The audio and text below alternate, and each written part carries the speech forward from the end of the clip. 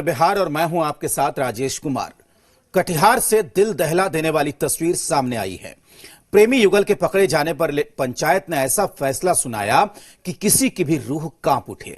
पंचायत ने प्रेमी जोड़े के निजी अंगों को गर्म रॉड से जलाया और सबसे हैरान करने वाली बात तो यह है कि प्रेमिका के साथ दुष्कर्म का वीडियो बनाया गया। 1 सितंबर की घटना का यह वीडियो वायरल हुआ तो पुलिस हरकत में आई और अब आरोपियों की तलाश में जुट गई है। ये इंसानियत को शर्मसार करने वाली तस्वीर है जिसे कोई कल्पना में भी नहीं सोच सकता। वैसी हैवानियत कटिहार में प्रेमी जोड़े के साथ हुई। प्रेमी का गुनाह सिर्फ इतना था कि उसने शादीशुदा महिला से प्रेम किया। प्रेमी जोड़े को पहले खंबे से बांधकर पीटा गया। मन इससे भी नहीं भरा तो दोनों के कपड़े उतारकर निजी अंगों को गर्म सलाखों से जला दिया गया। प्रेमिका के साथ तो जबरदस्ती भी की गई और उसका वीडियो भी बनाया गया।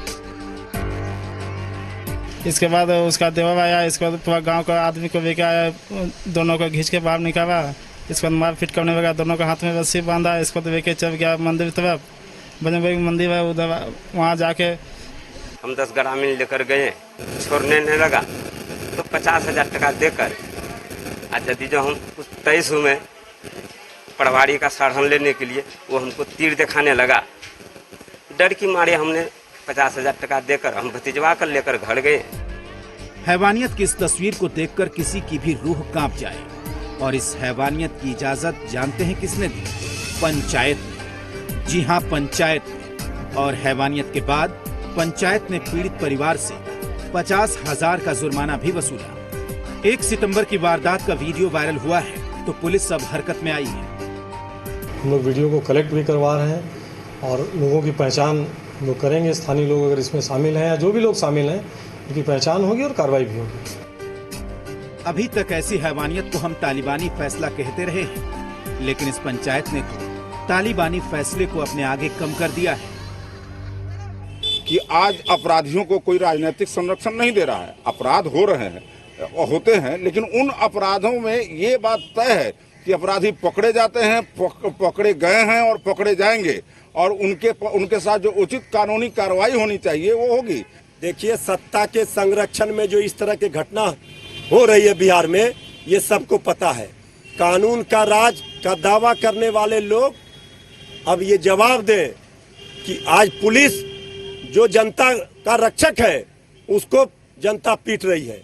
जनता किसके पास जाएगी? इस दिल दहला देने वाली घटना से हर कोई हैरान है। पंचायत ऐसे भी फैसले सुना सकती है, ये कोई सोच नहीं सकता, लेकिन ऐसा हुआ है। पटना से रजनीश के साथ राजीव रंजन, जी मीडिया, कटिहार। बिहार की सत्ता में बैठी सरकार कानून व्यवस्था की दुहाई देकर पिछली सरकारों को निशाना साधती रही है, लेकिन जब राजधानी में ही पुलिस पर माफिया भारी पड़ जाए तो क्या कहिएगा? जी हां, सरेआम खुलेआम एएसआई पर जानलेवा हमला होता है और फिर कहा जाता है कि कानून व्यवस्था ठीक है। अगर ये ठीक है तो फिर खराब क्या है, ये तो सरकार ही बताएगी। राजधानी में माफिया के बुलंद हैं हौसले।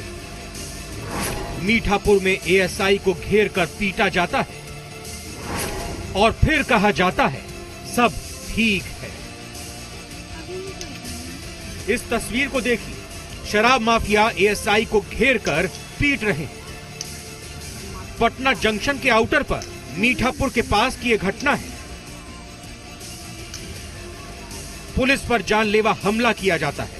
माफिया के हौसले इतने बुलंद हैं कि पुलिस पर गोली चला दी गई और फिर भी कहा जाता है कि बिहार में कानून का राज है। शराब माफिया के आगे नीतीश सरकार नतमस्तक है और पूरे इनके लोग जो सरगना है, पूरा माने व्यापक तौर पे इस काम को अंजाम दे रहे हैं। शराब माफिया के चुंगल में नीतीश सरकार है। ये तथाकथित विपक्ष के नेताओं को मैं इतना जरूर कहना चाहूंगा कि कभी ऐसे फैसलों के पक्ष में भी खड़े हों। बराबर सुराग ढूंढने वाले लोग ये कभी नहीं कहेंगे कि 90 से 2005 के बीच किस तरह से चौराहों पर शराब पीकर के लोग नंगा नाच करते थे। राजधानी के बीचों बीच इस तरह की वारदात हो रही है। और सत्ताधारी दल कहते हैं कि यूएसपी से खिलवाड़ नहीं होने दिया जाएगा। अब इन्हें कौन बताए कि आपके यूएसपी से खिलवाड़ हो रहा है और खुलेआम हो रहा है। जब से भारतीय जनता पार्टी उनके साथ हुई है, इस शराब माफियाओं के साथ उनका पहले से साठगांठ है। जेडीयू के जिला अध्यक्षों का भी साठगांठ है। सीएम हाउस से अपराधियों को संरक्षण नहीं मिलता है और इसलिए यदि अपराधियों ने अगर गलती की है, अगर इन्होंने अपराध किया है, इन्होंने अगर पुलिस के साथ बदमाशी की है, तो निश्चित रूप से इन्हें सजा मिलेगी। जिस अंदाज में राजधानी के शराब माफिया पुलिस पर भारी पड़ते हैं, उससे कई सवाल खड़े हो जाते हैं। मसलन पुलिस का मनोबल कमजोर है और माफिया सिर चढ़कर तस्करी का खेल खेल रहे हैं, क्योंकि अगर तस्कर माफिया में कानून व्यवस्था का खौफ होता तो राजधानी में ऐसी घटनाएं नहीं होती। सीसीटीवी कैमरा में फुटेज सामने आने के बाद भी अब तक पुलिस को कोई बड़ी सफलता हाथ नहीं लगी है और ऐसे में विधि व्यवस्था पर सवाल उठ रहे हैं। सहयोगी संजय के साथ रजनीश, जी मीडिया, पटना। गुरुवार रात को अगवा हुई नाबालिग का अभी तक कोई भी पता नहीं चल पाया है। जो पुलिस और अधिकारी दावा कर रहे थे कि 48 घंटे के अंदर केस को सुलझा लिया जाएगा, वो भी अब कुछ बोलने के लिए तैयार नहीं है। उधर पीड़ित परिवार वालों ने भी खामोशी की चादर ओढ़ ली है। तो इधर पटना में इस मसले को लेकर सियासत गरमाई हुई है। सवाल कानून व्यवस्था पर उठाया जा रहा है। अगवा बेटी का नहीं चला पता, पुलिस के दावे हुए हवा हवाई, कांड को लेकर सियासत गरमाई। गुरुवार रात को अगवा हुई नाबालिग का अभी तक पता नहीं चला है, जबकि पुलिस और दूसरे अधिकारी दावा कर रहे थे कि 48 घंटे में केस को सुलझा लिया जाएगा। लेकिन अब 48 घंटे से ज्यादा हो गए हैं, तो पुलिस ने भी चुप्पी साध ली है। गुरुवार को दिघरा में शंभू पांडे के घर डकैती हुई, लाखों के जेवर के साथ कैश की लूट हुई और जाते जाते शंभू पांडे की नाबालिग बेटी को उठा ले गए। इस घटना के बाद खूब हंगामा हुआ। पुलिस ने दावा किया कि 48 घंटे में केस सुलझा लिया जाएगा, लेकिन अभी तक नाबालिग को बरामद नहीं किया गया है। हालांकि इस मामले में पुलिस ने 2 लोगों को गिरफ्तार किया है, जबकि एक को हिरासत में लिया गया है।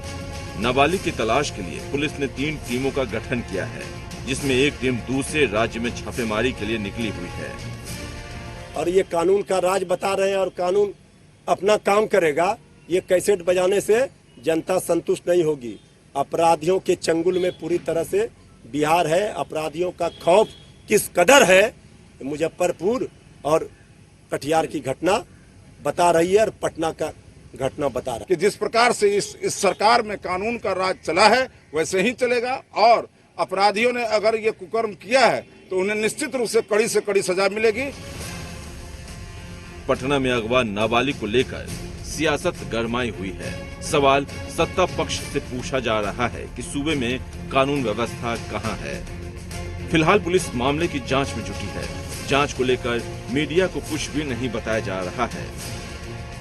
इस बीच में एक संघर्ष मोर्चा बन गया है, जिसने ऐलान कर दिया है कि अगर बच्ची बरामद नहीं होती है तो 8 सितंबर को जिला मुख्यालय का चक्का जाम कर दिया जाएगा और धरना प्रदर्शन किया जाएगा और तब तक ये आंदोलन जारी रहेगा जब तक बच्ची को बरामद नहीं कर लिया जाता है।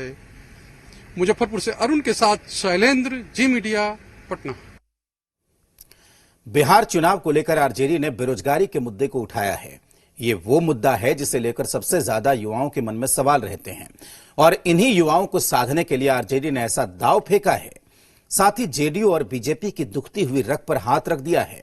इस दांव से तिलमिलाई जेडीयू और बीजेपी इसे महज प्रोपेगेंडा करार कर रही है, लेकिन विपक्ष को लगता है कि ये प्रोपेगेंडा नहीं बल्कि बिहार की हकीकत है और बेरोजगार युवाओं के मन में रोजगार को लेकर सवाल उठ रहे हैं, जिसका जवाब सरकार देना नहीं चाहती।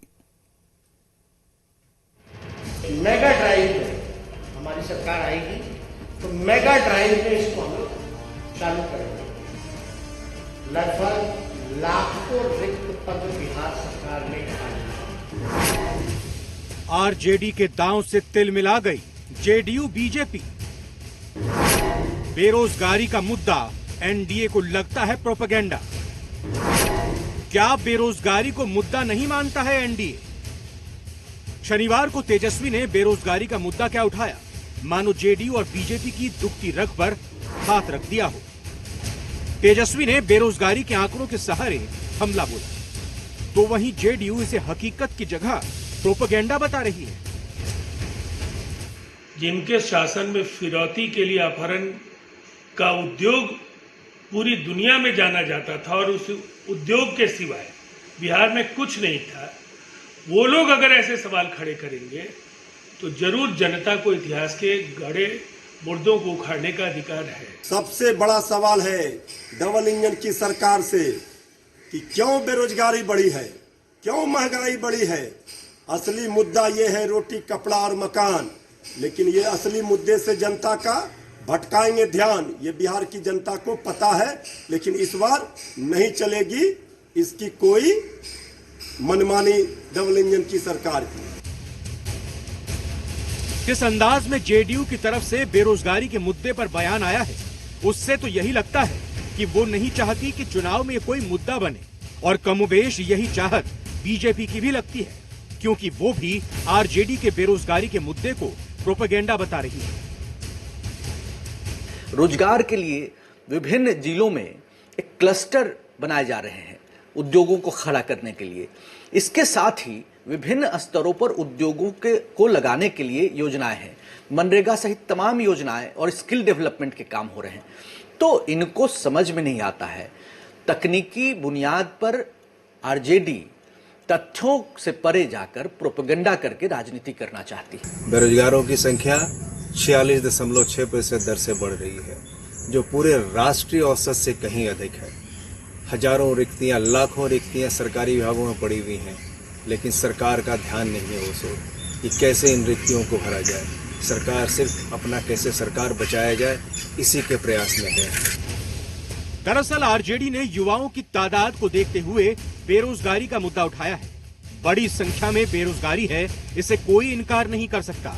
ऐसे में जब मुद्दा रोजगार का बनेगा तो सवाल सरकार से पूछे जाएंगे ही, और यही वजह है कि बीजेपी या फिर जेडीयू बेरोजगारी के मुद्दे को हवा नहीं देना चाहती है। आशुतोष चंद्रा, जी मीडिया, पटना। चुनाव के मौसम में एक बार फिर से पोस्टर वार शुरू हो गया है। जेडीयू ने एक पोस्टर के जवाब में आरजेडी ने भी पोस्टर जारी किया, यानी कि जेडीयू के विश्वास का जवाब आरजेडी की नई सोच से दिया जा रहा है, जिसे लेकर सियासी पारा चढ़ा हुआ है। उधर हिंदुस्तानी अवाम मोर्चा ने भी पोस्टर जारी कर चुनावी मौसम में अपनी मौजूदगी दर्ज कराई, लेकिन इस पोस्टर से एलजेपी के दिग्गज नदारद हैं। इससे टेंशन बीजेपी के साथ एलजेपी की भी बढ़ गई है।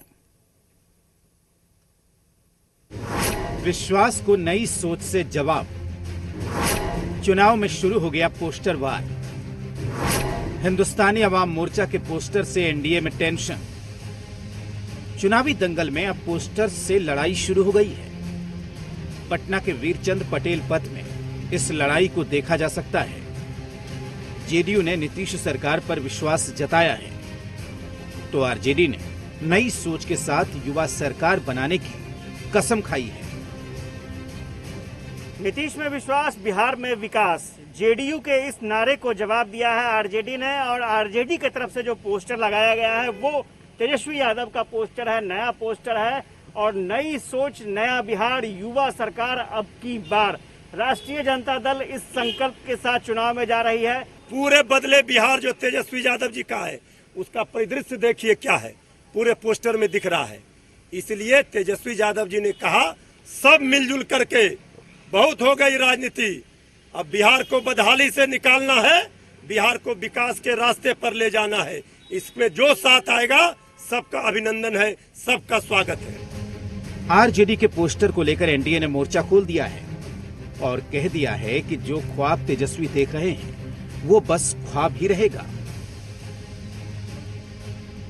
आरजेडी के ताजा पोस्टर पर मैं यही कह सकता हूं कि किसी भी व्यक्ति को आप सपने देखने से मना नहीं कर सकते, लेकिन तेजस्वी यादव को मुंगेरी लाल की तरह हसीन सपने नहीं देखने चाहिए। सपनों को साकार करने के लिए जनता के बीच जाना होता है, उनके बीच काम करना होगा। और शायद तेजस्वी यादव केवल परिणाम चाहते हैं, जनता के बीच काम करने का न उन्हें अनुभव है, न उनके अंदर संकल्प है और न ही उनकी इच्छा है। झूठ की खेती करने वालों को राज्य की जनता अवसर नहीं देने वाली है। सच्चाई और ईमानदारी के साथ जो परिश्रम करने वाले लोग हैं, जनता उसी के साथ चलेगी। एक तरफ आरजेडी के पोस्टर पर एनडीए ने हमला बोला, तो दूसरी तरफ हिंदुस्तानी अवाम मोर्चा ने भी पोस्टर जारी कर चुनावी मौसम में अपनी मौजूदगी दर्ज कराई।